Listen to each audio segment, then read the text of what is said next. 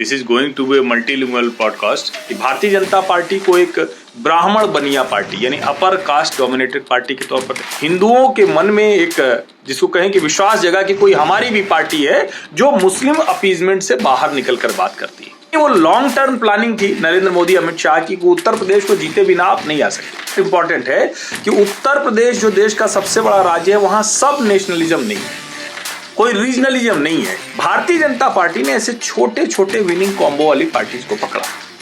नरेंद्र मोदी जब यहां आए तो एक कोशिश की गई कि अरे तो गुजराती आ गए हैं, उत्तर प्रदेश में आ गए हैं, सब कैप्चर करने के लिए आ गए हैं। नरेंद्र मोदी की स्ट्रेटजी है कि अयोध्या, काशी, प्रयाग, मथुरा इन सबको कल्चरल सेंटर के तौर पर डेवलप कर रहे हैं, यानी जो हिंदू आइडेंटिटी है वो नॉर्थ साउथ ईस्ट वेस्ट के डिवाइड से थोड़ा अलग हो जाए, यूनाइट हो जाए। कहता है कि नरेंद्र मोदी ने वो डेवलपमेंट प्लस हिंदुत्व जो गुजरात था उसको यहाँ रिप्लिकेट किया है। 2012 में Modi was the first chief minister जिसने ब्लॉगर्स की मीटिंग गांधीनगर में बुलाई थी, यानी उनको समझ में आ गया कि ये फ्यूचर है। राघवन जी, एक रिक्वेस्ट है मेरी कि आपको अगर ठीक लगेगा तो ये जो मेरी बातचीत हिंदी में हुई है इसको आप तमिल ट्रांसक्रिप्ट के साथ चलाइए। राजनेता उठाते हैं, वो डिवाइड करते हैं, भाषा के आधार पर भारत नहीं बढ़ता है।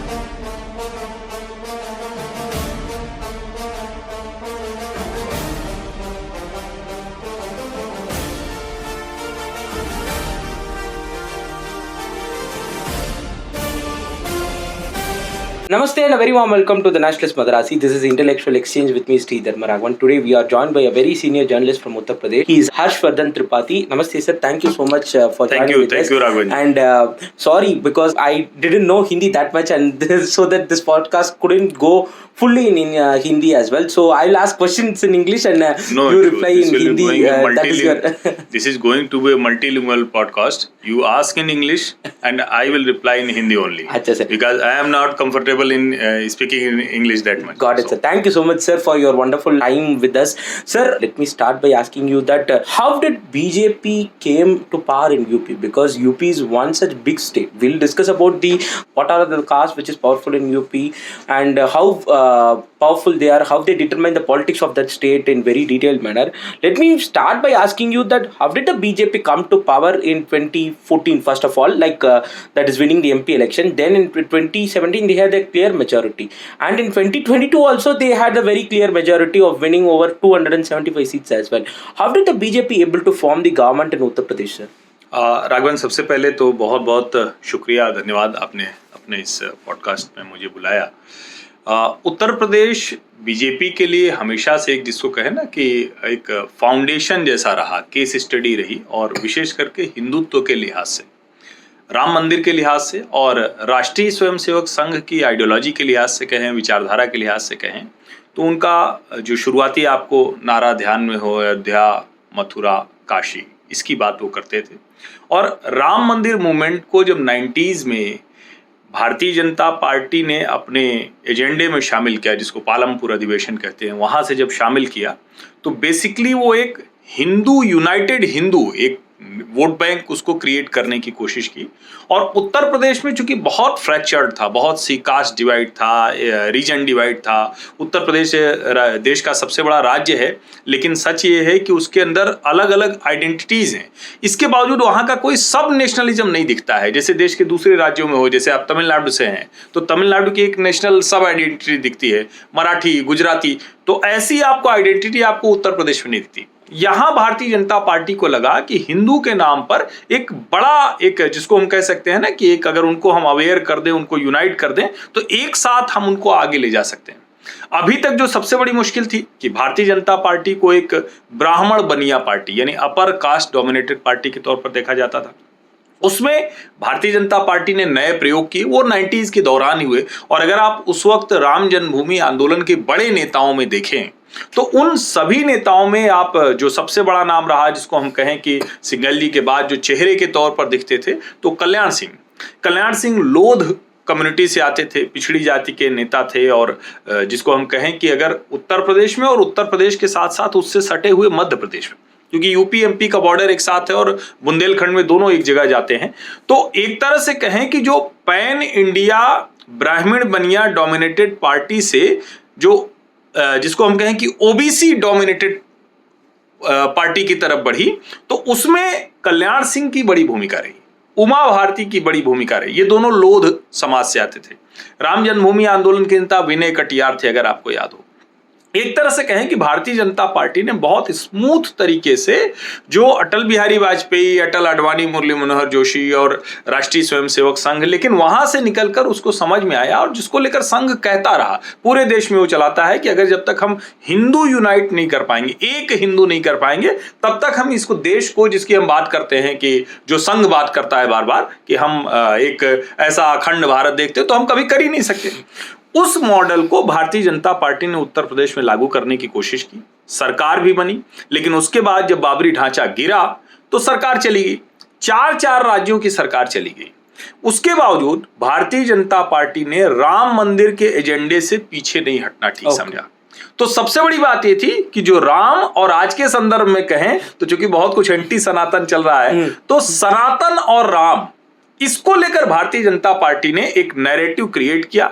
हिंदुओं के मन में एक, जिसको कहें कि विश्वास जगा कि कोई हमारी भी पार्टी है जो मुस्लिम अपीजमेंट से बाहर निकलकर बात करती है। और जो उत्तर प्रदेश जैसे बड़े राज्य में अलग अलग, जिसको हम कहते हैं ना कि रीजन्स में, अलग अलग कास्ट में, उन सबको एक साथ लाने में कामयाबी मिली। ये पहला चरण था। दूसरा चरण क्या था, जो शुरू हुआ 2007 और 2012। उत्तर प्रदेश ने मायावती और अखिलेश यादव को क्लियर मैंडेट दिया, एकदम बढ़िया फुल प्रूफ वाला।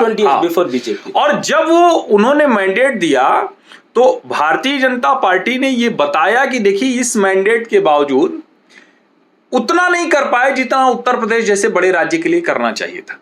यहाँ के लोगों को बाहर जाके नौकरी करनी पड़ती है, यहाँ हम इंडस्ट्री में कहीं नहीं है, यहाँ जुर्म बहुत ज्यादा है, अपराध है, क्राइम सीन बहुत ज्यादा है, बड़े बड़े माफिया हैं, कहीं भी कोई कब्जा कर लेता है, कहीं कोई सड़कें नहीं है, कहीं कोई हाईवे नहीं है, कोई एयरपोर्ट बड़े नहीं है, छोटे छोटे एयरपोर्ट हैं। अभी आज जब उससे आगे हम आगे आते हुए देखते हैं, और 2014 का चुनाव जिसमें निस्संदेह अमित शाह ने जो कास्ट इक्वेशन बैठाया, वो मानना चाहिए कि एक गुजरात का आदमी, और अमित शाह के बारे में कहा जाता है कि जब वो तड़ी पार थे, जब गुजरात से उनको इजाजत नहीं थी कि आप गुजरात जा सकते हैं, तो उस समय का उपयोग उन्होंने उत्तर प्रदेश को समझने में लगाया। यानी वो लॉन्ग टर्म प्लानिंग थी नरेंद्र मोदी अमित शाह की, उत्तर प्रदेश को जीते बिना आप नहीं आ सकते। 2014 में जब ये समझ में आया कि अब भारतीय जनता पार्टी के प्रधानमंत्री पद के प्रत्याशी के तौर पर नरेंद्र मोदी हैं, तो उन्होंने तय किया कि हम काशी से भी लड़ेंगे। तो वडोदरा और काशी, अब ये उस समय एक बहुत बड़ा दांव था, एक जिसको कहें कि आप अपने स्टेट से बाहर आ रहे थे, दूसरे स्टेट में आ रहे थे, और यहाँ एक रेजिस्टेंस था, एक तरह से कहें कि एक एंटी टाइप का माहौल बनाने की कोशिश होती थी। लेकिन चूंकि मैंने शुरुआत में कहा, और ये मैं चाहूंगा कि तमिलनाडु के लोग भी सुने, ये बहुत इंपॉर्टेंट है कि उत्तर प्रदेश जो देश का सबसे बड़ा राज्य है, वहां सब नेशनलिज्म नहीं है, कोई रीजनलिज्म नहीं है। यानी अगर आप देश के किसी भी हिस्से से आए और वहां उत्तर प्रदेश में आप ये कहें तो ऐसा संभव नहीं कि वो कहे कि नहीं। एक समय में उत्तर प्रदेश के जितने चीफ मिनिस्टर्स हुए वो सब के सब उसके पहाड़ी वाले हिस्से के थे, लेकिन कभी किसी ने नहीं कहा कि कौन है। मुलायम सिंह और मायावती दोनों वेस्टर्न यूपी से थे, इटावा, सैफई और ग्रेटर नोएडा। उधर की बात करें तो अगर वीर बहादुर सिंह की बात करें तो गोरखपुर से थे, अब योगी आदित्यनाथ भी गोरखपुर में। लेकिन जो उत्तर प्रदेश का समीकरण था उसको भारतीय जनता पार्टी ने एक हिंदू, दूसरा जो लॉ एंड ऑर्डर, तीसरा कास्ट इक्वेशन, और जो सबसे बड़ी बात थी जो नरेंद्र मोदी का डेवलपमेंट प्लस हिंदुत्व का मॉडल था, जिसको हम लोग गुजरात मॉडल के नाम से जानते हैं, एस्पिरेशंस दिखाई। लोगों को कहा कि तुम सबसे बड़े राज्य के लोग हो, लेकिन तुम्हारी कोई वैल्यू नहीं, तुम्हें सिर्फ इसलिए जाना जाता है कि तुम दूसरे राज्य में जाकर एक तरह से कहें कि, और मुझे याद है मैं 2007 का एक रोचक, आपको, हमारे एक मित्र थे 2007 में, वहां खुटहन एक असेंबली सीट है, विधानसभा सीट है जौनपुर में, वहां से वो चुनाव लड़ रहे थे। नरेंद्र मोदी को वहां भाषण देने के लिए आना था, और चूंकि वो जब आ रहे थे तो उनकी एक आदत होती थी कि वो बात करते थे, तो उनके यहाँ से फोन आया, तो उन्होंने मुझसे पूछा कि वहां का क्या इक्वेशन है, क्या सारी चीजें हैं, तो मैंने उनको सब कुछ बताई। उस वक्त नरेंद्र मोदी का मुझे भाषण याद है, 2007 Khutahan assembly seat, Jaunpur district. उन्होंने कहा कि ये हमें देख के बहुत अच्छा नहीं लगता है कि उत्तर प्रदेश के बहुत सारे लोग गुजरात में आ रहे हैं, बहुत अच्छी बात है, हमें तो ह्यूमन रिसोर्स मिलता है, स्किल्ड मैन पावर मिलता है, लेकिन हम ये चाहते हैं कि ऐसा समय भी आए कि देश के दूसरे हिस्सों से भी लोग उत्तर प्रदेश में काम करने आए। आज 2 बार की भारतीय जनता पार्टी की सरकार के बाद ये स्थिति है कि देश के कई ऐसे शहर हैं, उनमें उत्तर प्रदेश के शहर भी शामिल हैं, जहां लोग नौकरी करने के लिए आ रहे हैं, अपने अपॉर्चुनिटी के लिए, रोजगार के लिए आ रहे हैं। तो भारतीय जनता पार्टी ने इन सभी मोर्चों पर एक साथ काम किया और इतने फ्रंट्स को एक तरह से कहेंगे मैनेज करते हुए वो वहां पहुंचे। Okay. Sir, like, how did they manage all these things? Because after 2017, like, there was anti-Romeo squad, which is there in UP as well. And, like, still today, there is a larger part of the Yadav section have been voting to the Samajwadi as well. And the Jatavs have been traditionally voting to the BSP, to Bahujan Samaj as well. And there is in last election they have slightly moved towards the BJP as such, but how did BJP manage to get all these equations? BJP was, as you said, Brahmin Baniya party. Matlab, how did they manage? Because like a larger part of Rajput section were towards the BJP as such. How did they manage to get all these things? Because in 2019 they won more than 50% of the seats, and they won around 63 seats, and the voting percentage was more than 50% in Uttar Pradesh. How did BJP manage to get votes from across the sections, sir? नहीं, मुझे लगता है कि this is the most important thing to know. Uttar Pradesh में Bharatiya Janata party के पास सिर्फ और सिर्फ फॉरवर्ड वोट थे। उसकी वजह से एक जिसको कहते हैं ना कि लिमिटेड थी, उसके आगे भारतीय जनता पार्टी के लिए जाना बहुत मुश्किल हो रहा था। और विशेष करके जो मंडल और कमंडल की लड़ाई थी, यानी जो हिंदुत्व पॉलिटिक्स थी और ये जो कास्ट पॉलिटिक्स थी, इसके बीच में भारतीय जनता पार्टी कहीं न कहीं जाके रुक जा रही थी। लेकिन भारतीय जनता पार्टी ने एक बड़ा जो काम किया, जिसको हम ओबीसी चंक कहते हैं, यानी एक साथ हम 40-50% को जोड़कर देखते हैं, लेकिन ऐसा है नहीं। उत्तर प्रदेश में सबसे ज्यादा अगर कोई एक जाति है तो वो ब्राह्मण है, सबसे ज्यादा ब्राह्मण जाति के लोग हैं, और उसके बाद जो आते हैं वो जाटव आते हैं। जाटव और यादव लगभग एक बराबर है, 10% से कुछ कम है, और ब्राह्मण 10% से ज्यादा है। कोई 11 कहता है, कोई 13 कहता है, कोई 14 कहता है। लेकिन जो सबसे बड़ी बात है कि ये जो 40% का ओबीसी वोट बैंक है, इस ओबीसी वोट बैंक को भारतीय जनता पार्टी ने बताया कि मुलायम सिंह यादव ने यादव कम्युनिटी के अलावा किसी के लिए कुछ नहीं किया, यादवों में भी अपनी फैमिली के अलावा किसी के लिए कुछ नहीं किया, और फैमिली में भी जो अपनी जो इनर सर्किल फैमिली की थी उसके अलावा कुछ नहीं किया। जो उत्तर प्रदेश इतना बड़ा है, उसके बड़े हिस्से, पूर्वी हिस्से को पूर्वांचल पूरी तरह से अंडर डेवलप्ड रह गया, बुंदेलखंड पूरी तरह से अंडर डेवलप्ड रह गया, और पश्चिमी उत्तर प्रदेश में भी सिर्फ और सिर्फ इटावा सैफई के अलावा कहीं कोई लाइट नहीं थी। अब ये जो एक तरह से कहे कि डिवीजन है, बहुत क्लियर कट जो दिखता है, इसको भारतीय जनता पार्टी लोगों तक पहुंचाने में कामयाब रही। अब उसके बाद ओबीसी में जो सब कास्ट निकलती हैं, जैसे आज की तारीख में हम ओम प्रकाश राजभर को देखते हैं, आज की तारीख में हम संजय निषाद को देखते हैं, आज की तारीख में ऐसे ढेर सारे छोटे छोटे नेता देखते हैं। जो अनुप्रिया पटेल केंद्र में मंत्री हैं, उनके पति मंत्री हैं उत्तर प्रदेश में, ये इनके पिताजी एक तरह से कहें कि भारतीय जनता पार्टी के खिलाफ राजनीति करते थे, और सोनेलाल पटेल बड़े नेता थे हमारे यहाँ। वो इलाहाबाद में ही उन्होंने रैलियां बहुत की थी, और एक समय में अतीक अहमद के साथ मिलकर उन्होंने किया था। लेकिन उसको कोई लाभ इसलिए नहीं मिला कि वो वोट बैंक किसके साथ जुड़कर विनिंग कॉम्बो बनता, नहीं बन पाया। भारतीय जनता पार्टी ने ऐसे छोटे छोटे विनिंग कॉम्बो वाली पार्टीज को पकड़ा, जो किसी एक संख्या के लिहाज से छोटे जातीय समूह को अपने साथ लेकर आए, और उनको ये कहा कि आखिर आपको आपका हिस्सा मिला क्या। ये ठीक वही पॉलिटिक्स थी जो लालू प्रसाद यादव और मुलायम सिंह यादव ने कहा था कि ओबीसी को उसका हिस्सा नहीं मिल रहा है, जो देश के दूसरे राज्यों में कहा गया कि ओबीसी को उसका हिस्सा नहीं मिल रहा है। देखिए, सिर्फ फॉरवर्ड कास्ट है, ये 15% है, 20% है, ये सब ले जा रहे हैं। अब ओबीसी में भी जो दूसरा बड़ा हिस्सा था, यानी नॉन यादव, नॉन जाटव, उसको कितना मिला? तो पासवान है, राजभर है, निषाद है, कुशवाहा है, कुर्मी है, जाट है, अलग अलग जिसको हम कहते हैं। तो उन सब की जो एस्पिरेशंस थी, उनके जो एम्बिशंस थे, उसको कैटर करके भारतीय जनता पार्टी अपने पक्ष में लाने में कामयाब रही, और उस सब के लिए एक यूनिफायर का काम करता है, जो उनकी हिंदू आइडेंटिटी। और उसमें उन्होंने देखा कि राम मंदिर के आंदोलन के तौर पर भले ही उनकी गवर्नमेंट जाती नहीं, लेकिन उन्होंने उसको छोड़ा नहीं, वो उसके साथ खड़े रहे। तो दोनों चीज थी, एक तो उनकी एस्पिरेशंस को देखा, उनको बताया कि हिस्सा नहीं मिला, दूसरा क्रेडिबिलिटी फैक्टर, जो पॉलिटिक्स में बहुत तेजी से गायब हो रहा था। कोई भी नेता उसकी साख नहीं थी, आज कुछ कह रहे हैं, कल कुछ कह रहे हैं, परसों कुछ कह रहे हैं, लेकिन भारतीय जनता पार्टी ने वो करके दिखाया। और चूंकि एक गुजरात मॉडल था, भारतीय जनता पार्टी का डेवलपमेंट प्लस हिंदुत्व वाला एक गुजरात मॉडल था। नरेंद्र मोदी बड़ी छोटी सी, उनकी जाति समूह तो बहुत छोटी, घाची तेली समाज से आते हैं, लेकिन सोचिए कि पटेल डोमिनेटेड गुजरात में वो इतने लंबे समय तक मुख्यमंत्री रहे। केशुभाई पटेल की नाराजगी के बाद रहे, शंकर सिंह वघेला के निकलने के बाद रहे, तो उत्तर प्रदेश के लोगों को भी ये मैसेज गया कि ये हिंदू नेता है, एक हिंदू नेता के तौर पर। और अभी जब 2017 के बाद 2022 आया तो मोदी के साथ योगी जुड़ गया, तो एक तरह से कहें कि वैल्यू एडिशन हो गया। तो उत्तर प्रदेश के लोगों को उसका साफ साफ असर दिख रहा था, और जो क्राइम खत्म हुआ, जो इंडस्ट्रीज आ रही हैं, जो एयरपोर्ट बन रहे हैं, जो जिसको हम कहते हैं मॉडल के तौर पर, और काशी विश्वनाथ धाम हो, अयोध्या का मंदिर हो, जो मथुरा में हुआ है, या हमारे अपने शहर प्रयागराज में जो कुंभ की जिस लार्ज स्केल पे जो काम हुए वो अद्भुत है। वो जिसने भी देखा होगा, मैंने तो नहीं देखा, मतलब 4 दशक की मुझे भी याद है, तो मुझे तो नहीं याद है कि इस तरह से कभी कोई कुंभ मेला प्रयागराज में हुआ। पूरा शहर बदल गया, सड़कें दोगुनी हो गई। तो ये जो डेवलपमेंट प्लस हिंदुत्व है, इसने भारतीय जनता पार्टी को यहाँ ला दिया। Okay sir, before 10 years as VP, or let's go before 15 years as such, or let's say around 2008 or 2009, Mayawati was said to be the future of the nation as such. But in the last election 2022 as such, she got only 2 seats, or her party was shrinked in Uttar Pradesh. How did an outsider like a person like Narendra Modi came into Uttar Pradesh and swept the 2014 elections and 2019 as such? People accepted an outsider. To say openly, Narendra Modi is an outsider in Uttar Pradesh. Yes, okay. yes. But all the people, most of the prime minister were from Uttar Pradesh only. So the route to Delhi passes through Lucknow as such.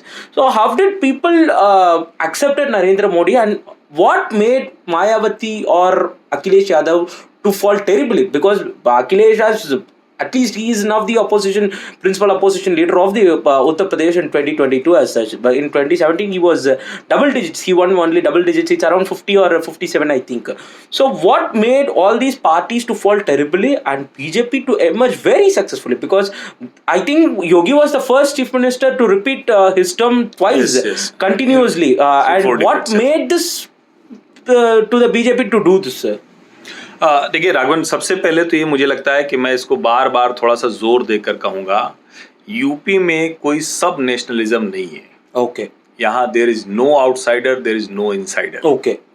अगर ऐसा होता तो मुलायम सिंह यादव को eastern UP में उसी तरह का support नहीं मिलता, मायावती को बुंदेलखंड में उसी तरह का सपोर्ट नहीं मिलता।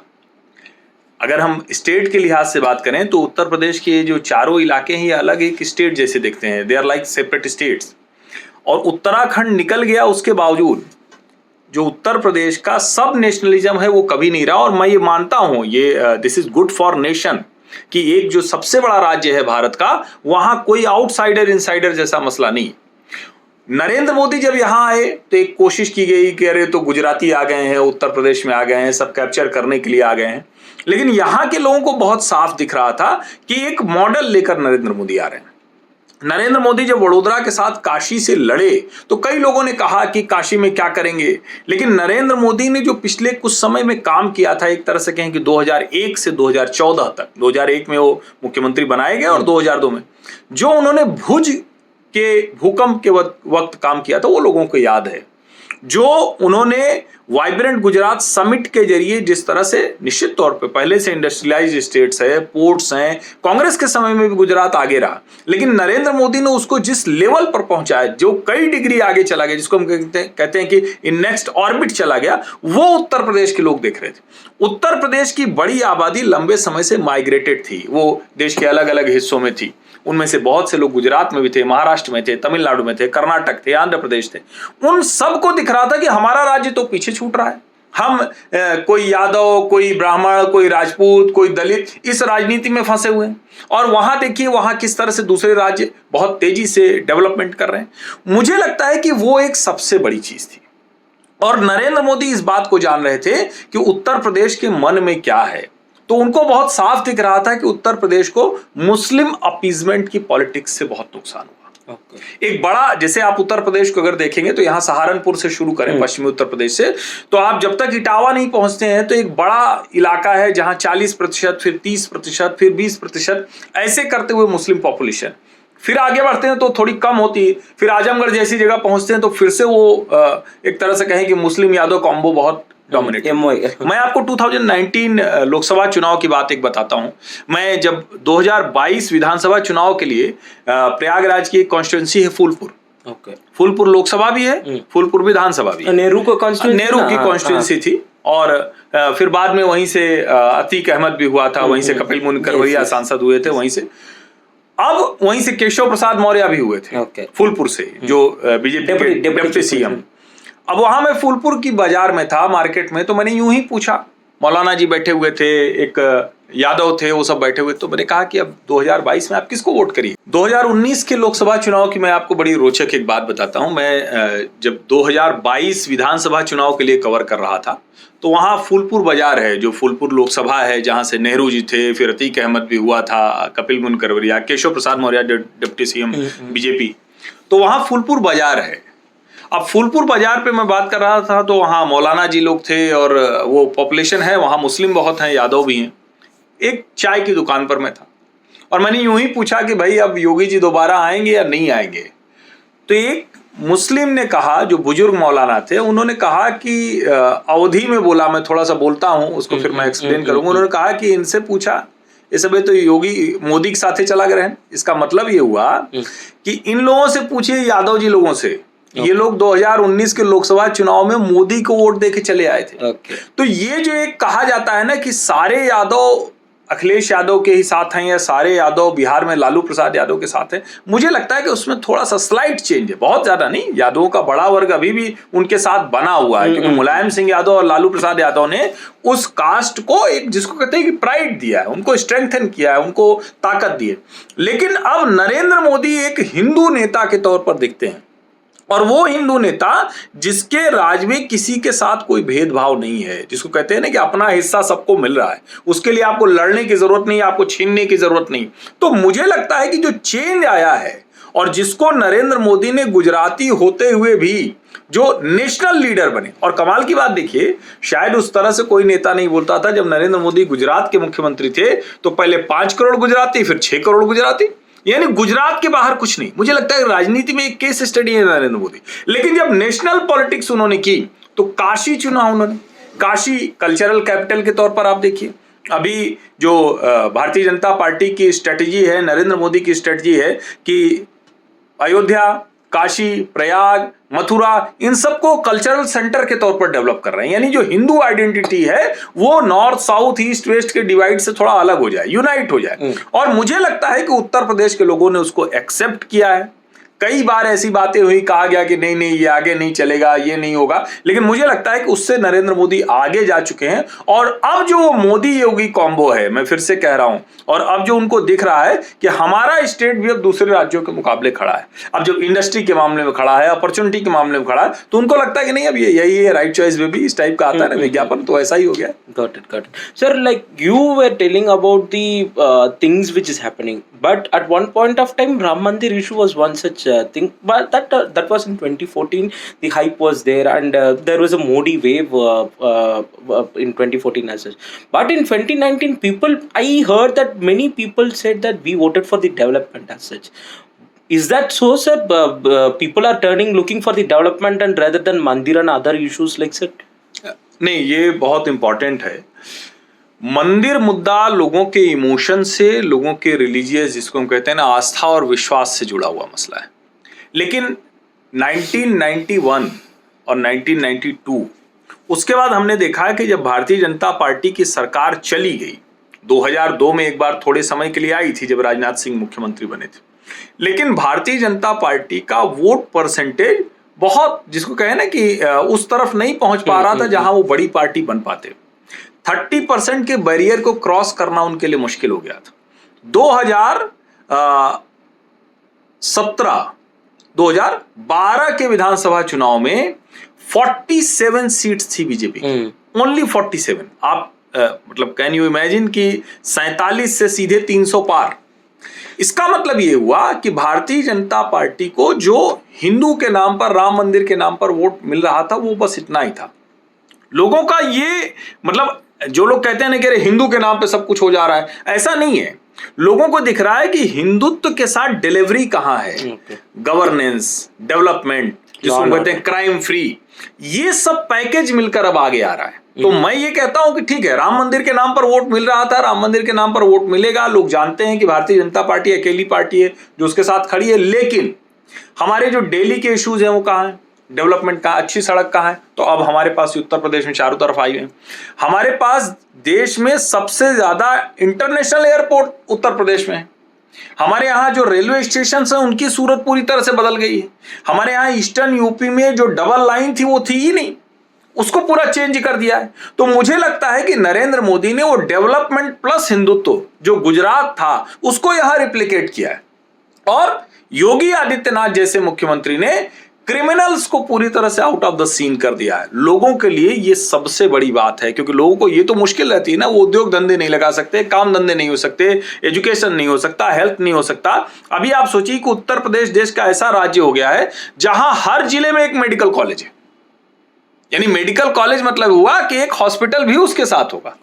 ये उत्तर प्रदेश में हुआ। तो उत्तर प्रदेश का ये जो डेवलपमेंट मॉडल है, और इसमें नरेंद्र मोदी की वो योजनाएं साथ में आ जाती हैं कि आपने रसोई गैस दिया 8 करोड़ लोगों को, उसमें उत्तर प्रदेश के लोग शामिल कैसे हो रहे हैं, आपने शौचालय दिया, आपने घर बना कर दिया, आपने जो गांवों तक बिजली पहुंचा दी। तो मुझे लगता है कि पूरी की पूरी लाइफ चेंजिंग जो एक स्कीम्स हैं गवर्नमेंट ऑफ इंडिया की, उसने बहुत कमाल का काम किया, और उसमें भी बिना किसी पार्शियलिटी के, बिना किसी भेदभाव के। ये बड़ा इंपॉर्टेंट है। Okay sir, there is investment coming into the UP, and there is a decrease in law and order situation and crime which is ongoing over there.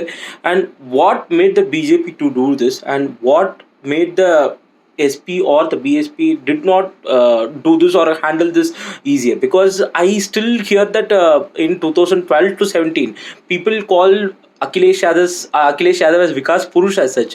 So what made the BJP to bring all this? Is it the central government which is behind them, which made them to push all these things into the state, or the double engine Sarkar worked well, or did the UP or did the SP and the BSP limited themselves to, okay, this is enough for our government, or this is enough for the people? Like, what did the change did BJP do, sir, actually? नहीं, सबसे बड़ी चीज मैं कहूंगा, देखिए मेरा भी मानना है, जब अखिलेश यादव मुख्यमंत्री बने थे, हालांकि वो मुख्यमंत्री जो बने थे वो पूरी तरह से मुलायम सिंह यादव की देन थी, और उन्होंने कहा भी था एक बार कि देश में कोई नहीं होगा जिसने अपने बेटे को मुख्यमंत्री ऐसे बना दिया हो। ऐसे किसी ने नहीं किया। जब लीडर रिटायर हो जाते हैं तब उनके बेटे आते हैं कुर्सी पर। लेकिन अखिलेश यादव जो उन्होंने शुरुआत में बहुत अच्छा किया था, उन्होंने मुख्तार अंसारी और अतीक अहमद जैसे माफियाओं से दूरी बनाई। उन्होंने शिवपाल यादव को भी पार्टी अफेयर्स से थोड़ा किनारे किया। लेकिन जो सबसे बड़ी गड़बड़ थी कि अखिलेश यादव ग्राउंड धीरे धीरे छोड़ते गए। जो मुलायम सिंह यादव की राजनीति थी कि भले ही वो यादवों के नेता थे, लेकिन उनके पास बेनी प्रसाद वर्मा थे, उनके पास जनेश्वर मिश्रा थे, मतलब उनके पास जो जिसको कहते हैं ना कि गैलेक्सी ऑफ लीडरशिप थी।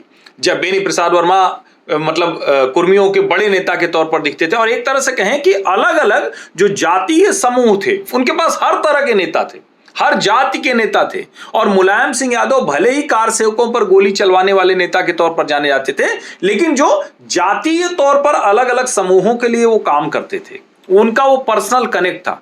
अखिलेश यादव चूंकि राजनीति में उस तरह से आए नहीं, पैराशूट एक तरह से कहें कि हुआ, और वो उसको समझ नहीं पाए। दूसरा जो पारिवारिक झगड़ा था शिवपाल यादव और अखिलेश का, जो सत्ता पाने के लिए कि हम इसके असली दावेदार हैं, उसने भी समाजवादी पार्टी का बड़ा नुकसान किया। अब इसके आगे ये कि आप एक जगह पर जाकर जब अपने निजी हितों को देखते हैं, जैसे कहा जाता है ना कि समाजवादी पार्टी, जैसे वो अजीत सिंह कहा करते थे कि जिस गाड़ी पर सपा का झंडा समझो उसमें बैठा गुंडा। तो समाजवादी पार्टी और गुंडागर्दी ये पर्यायवाची बन गए। अब ऐसा थोड़ी ना है कि हर व्यक्ति गुंडा होता है, लेकिन किसी भी पार्टी के साथ एक उसके साथ कहते हैं कि जुड़ जाता है। तो समाजवादी पार्टी के समय में माना जाता था कि थाने में कोई पुलिस दरोगा है, तो अगर समाजवादी पार्टी का व्यक्ति चला गया तो फिर तो वो कुछ भी करेगा। भाजपा के शासनकाल में ऐसा नहीं, ये कल्याण सिंह के समय में भी था और ये अभी भी है। योगी आदित्यनाथ ने उसको और आगे बढ़ाया। चूंकि योगी आदित्यनाथ को जो जमीन तैयार मिली वो बड़ी कमाल की थी। नरेंद्र मोदी 2014 में जो बीजेपी का वोट था 10% प्लस, क्योंकि 2014 और 2019 उसकी पूरी एनालिसिस मैंने खुद की है, और 19 में तो 80 की 80 लोकसभा मैंने हर लोकसभा का डिटेलिंग की थी। हर लोकसभा सीट पर 10% अतिरिक्त मत नरेंद्र मोदी की वजह से आया। और वो नरेंद्र मोदी की अपनी ब्रांड वैल्यू थी। वो नरेंद्र मोदी का अपना ऑरा था, वो नरेंद्र मोदी का डेवलपमेंट प्लस हिंदुत्व वाला मॉडल था, वो नरेंद्र मोदी का जो नेक्स्ट जनरेशन से जुड़ने वाला था, यानी जो अगली जनरेशन है। जैसे मैं उदाहरण के लिए बताऊं, 2012 में हम लोग, चूंकि मैं भी अर्ली मूवर रहा कई चीजों में, तो 2005 में जब ब्लॉगिंग, हिंदी ब्लॉगिंग शुरू हुई तो हम लोग भी उसका पार्ट हो गए, ब्लॉगर। 2012 में Modi was the first chief minister जिसने ब्लॉगर्स की मीटिंग गांधीनगर में बुलाई थी। यानी उनको समझ में आ गया कि ये फ्यूचर है। जो आज लोग कहते हैं कि ये जो ट्विटर, जो अभी एक्स हो गया, या जो फेसबुक या जो इंस्टा, इसका उपयोग कैसे करें, तो जो न्यू टेक्नोलॉजी थी, तो 2012 से ही नरेंद्र मोदी उस मोबाइल के जरिए यूथ के जेब में, यूथ के हार्ट में पहुंच गए, एंट्री ले ली वहां, और अपने आप को, अपनी जो ब्रांडिंग थी वो वहां उनके बीच में पहुंचा दी। दूसरा कोई नेता इस तरफ नहीं देख रहा था, वो सब के सब ट्रेडिशनल कैंपेनिंग, ट्रेडिशनल तरीके से सारे काम कर रहे थे, और नरेंद्र मोदी ने लोगों की एस्पिरेशंस को बताया। और देखिए उस वक्त एक बड़ा वर्ग था, हम इसमें एक चीज और कहेंगे, 1990 के दशक में, जिसको हम नरसिंहा राव की सरकार में जो ग्लोबलाइजेशन कहते हैं, जो उदारीकरण कहते हैं, उसने बहुत एस्पिरेशनल इंडिया तैयार किया। उस वक्त का जो यूथ था, बड़ा वर्ग, वो बाहर चला गया। बाहर से वो देख रहा था कि उसका अपना देश आगे नहीं बढ़ रहा है, क्योंकि जातियों में बंटा हुआ है। उत्तर प्रदेश सबसे बड़ा राज्य है, वहां से निकले हुए लोग थे, वो देश के ही दूसरे हिस्से में थे। इन सब ने मिलकर कहा कि नहीं नहीं, कुछ तो चेंज होना चाहिए। नरेंद्र मोदी उसको चेंज मेकर के तौर पर दिख रहे थे, लीडर के तौर पर दिख रहे थे, एक ऐसा व्यक्ति जो डिलीवर कर सकता है उसके तौर पर दिख रहे थे। और नेताओं की साख बहुत खराब हुई, बहुत खराब हुई।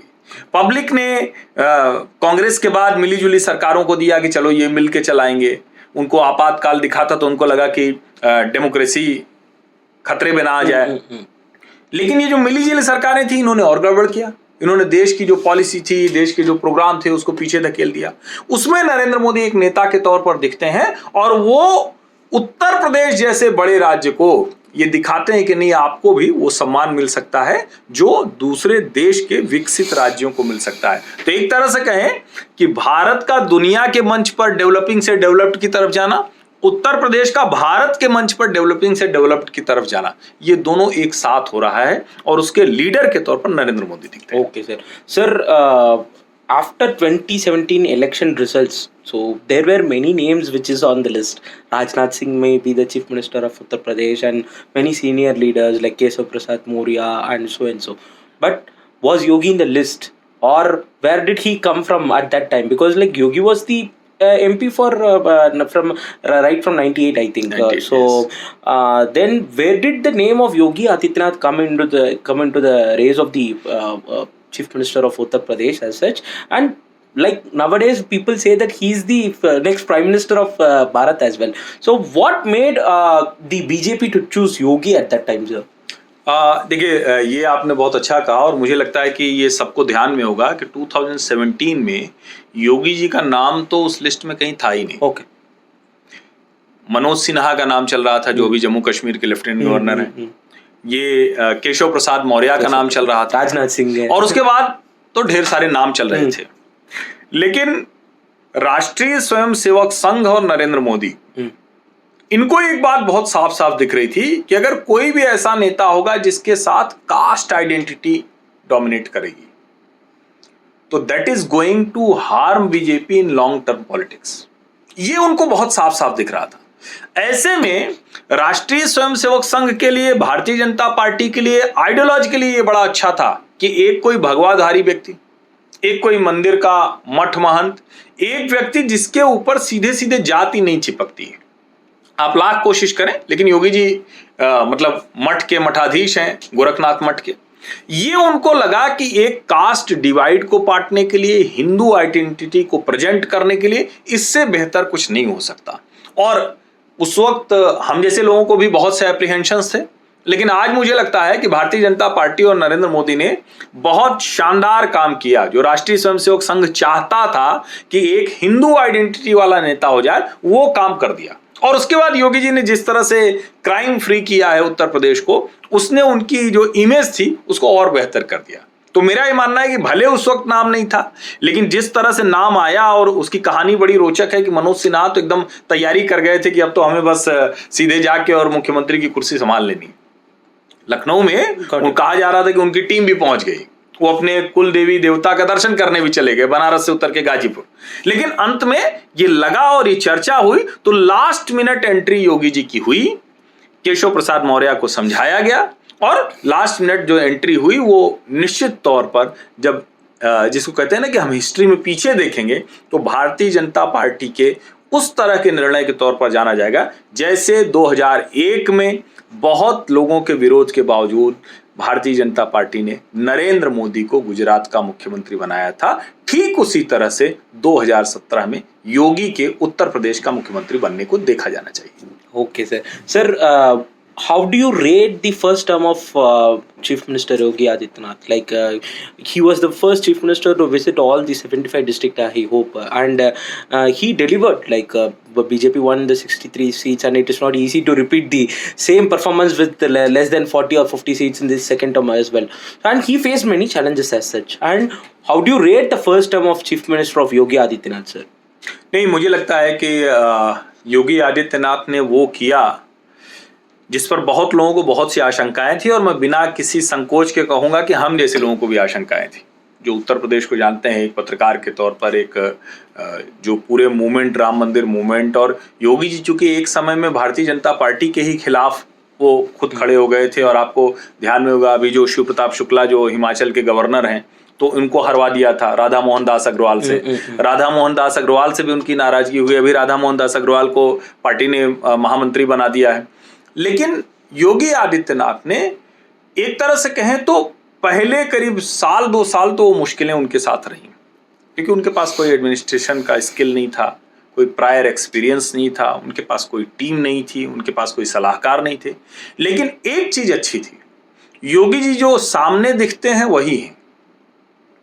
जनता को ये पसंद आ गया, पब्लिक उनके साथ हुई, तो जो पार्टी पॉलिटिक्स में भी योगी के खिलाफ लोग थे वो धीरे धीरे कट टू साइज होते गए।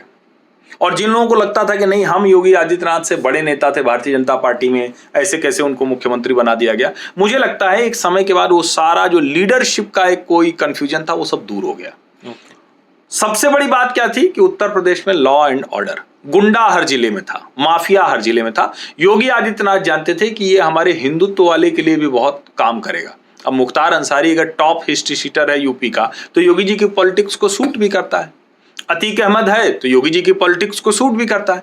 इसका मतलब ये नहीं कि सिर्फ मुस्लिम माफियाओं के खिलाफ कार्रवाई सबके खिलाफ हुई, लेकिन जिसको कहते हैं ना कि एक पॉलिटिकली जो सूट करने वाला था वो भी उनको एक मिला। दूसरा, उनको ये पता था कि उत्तर प्रदेश में इंडस्ट्री नहीं आ रही, उसके लिए उन्होंने ग्राउंड तैयार किया। उन्होंने जो बेसिक इंफ्रास्ट्रक्चर है उसके मामले में कोई कसर नहीं छोड़ी। और मैं अगर कहूं कि उन्होंने कंट्रोल-C कंट्रोल-V यानी कॉपी पेस्ट कर दिया गुजरात में जो नरेंद्र मोदी करते थे उसको, तो ये कोई बहुत अतिशयोक्ति नहीं होगी। बस फर्क इतना था कि नरेंद्र मोदी भगवाधारी नहीं थे, ये भगवाधारी हैं। Narendra Modi pure organisational man थे, भारतीय जनता पार्टी महामंत्री संगठन, फिर उससे गुजरात इस तरह से आए। योगी जी बिल्कुल ऑर्गेनाइजेशनल मैन नहीं थे, कहा तो ये भी जाता है कि वो भाजपा के कार्यालय भी नहीं गए थे मुख्यमंत्री बनने के पहले। लेकिन वो सब उनके, जिसको कहते हैं ना कि जो अपनी कमियां थी उसको उन्होंने दूर किया। और आज बिना किसी संदेह के मोदी जी को, योगी जी को अगर रेट करना हो तो मुझे लगता है कि लगभग सभी मोर्चों पर वो 100% खरे उतरे। Okay, sir. Sir, in 2019, so there was a coalition between the SP and the BSP as well. Why it didn't work out? Arithmetically, maybe it would have worked out. What made the coalition to fail actually? And in future, will there be a Mahagathbandhan in UP, because 2024 elections are ahead and UP is one such big state as such? And if the coalition is not happening, will it be again a sweep for the BJP in 2024, sir? What is your take on that? देखिए, सबसे पहले तो ये कि अगर सपा और Baspa, Samajwadi party और BSP का गठजोड़ होगा तो वो मुश्किल में तो डालता ही है, क्योंकि कितना भी हम कहें लेकिन 20% यादव प्लस जाटव, देन करीब करीब जो जिसको हम कहते हैं ना कि 10% के ऊपर है, कहीं 17 है, कहीं 18 है, कहीं 20 है, कहीं 30 है, तो करीब करीब 30 ऐसी लोकसभा सीटें हैं जहां मुस्लिम, यादव और जाटव ये तीनों कॉन्स्टिट्यूंसी मिला के वो विनिंग कॉम्बो के नजदीक पहुंच जाता है। विनिंग कॉम्बो नहीं बनता है लेकिन उसके नजदीक पहुंचता है। लेकिन यहां एक चीज समझना होगा, जो भारतीय जनता पार्टी ने सेंधमारी की है या डेंट किया है, जो ये 30+30 का था, यानी 30% के आसपास में समाजवादी पार्टी होती थी, 20 to 30% में बहुजन समाज पार्टी होती थी, 40% में सारी लड़ाई दूसरी होती थी। तो ये दोनों का कॉम्बो एकदम विनिंग था। लेकिन चूंकि इनके जो कॉम्बो में से करीब करीब 20% निकल गए, जिसको मैंने बताया ना कि इधर पासवान होंगे, इधर खटीक होंगे, इधर सोनकर होंगे, इधर से निकल गए, इधर से जो कुर्मी है, कुशवाहा है, निषाद है, वो इधर से निकल गए।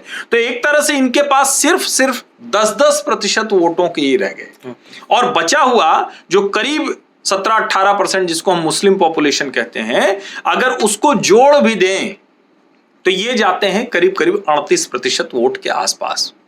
जबकि भारतीय जनता पार्टी 50% वोट्स के लिहाज से अपनी स्ट्रेटजी करती है, यानी हिंदू यूनाइट करना है ये तो ठीक बात है, लेकिन 50% वोट कॉन्स्टिट्यूएंसी वाइज चाहिए। यही वजह थी कि जब सपा बसपा दोनों मिल गए तो भी 71 से 62 62 हो गई, लेकिन जो बहुत बड़ा नुकसान होना था वो इसलिए बच गया क्योंकि भारतीय जनता पार्टी ने दूसरी जातियों में सेंध लगा दी, नंबर 1। नंबर 2, अगर हम देखें तो ग्राउंड पर सबसे ज्यादा जो क्लैश है वो अपर कास्ट और दलित और अपर कास्ट और यादव के बीच में नहीं है, वो यादव और दलित के बीच में है। यानी ओबीसी में भी यादव और दलित के बीच में है, ओबीसी में यादव और कुर्मी के बीच में है। ये जो कॉन्फ्लिक्ट है, इसकी वजह से भी ये बहुत अच्छे से वर्कआउट नहीं हो पाया। समाजवादी पार्टी के वोट और बहुजन समाज पार्टी के वोट एक साथ जाकर भाजपा को हराने के लिए नहीं हो पाए। ये 2 बड़ी वजहें थी। और उसके बाद जिसको हम कहते हैं ना कि सबके ऊपर एक जो कांस्टेंट के होता है ना, के फैक्टर, कांस्टेंट फैक्टर, वो नरेंद्र मोदी थे, तो उसकी वजह से भी ये चीज। Sir, one last question before we end up, since we are running short of time, sir, what will be the BJP's performance in 2024 as such? Because like you have been watching all these elections, and you know A to Z about the Uttar Pradesh politics as well. So will it be again a Modi wave in 2024 or Modi Yogi combined wave in 2024?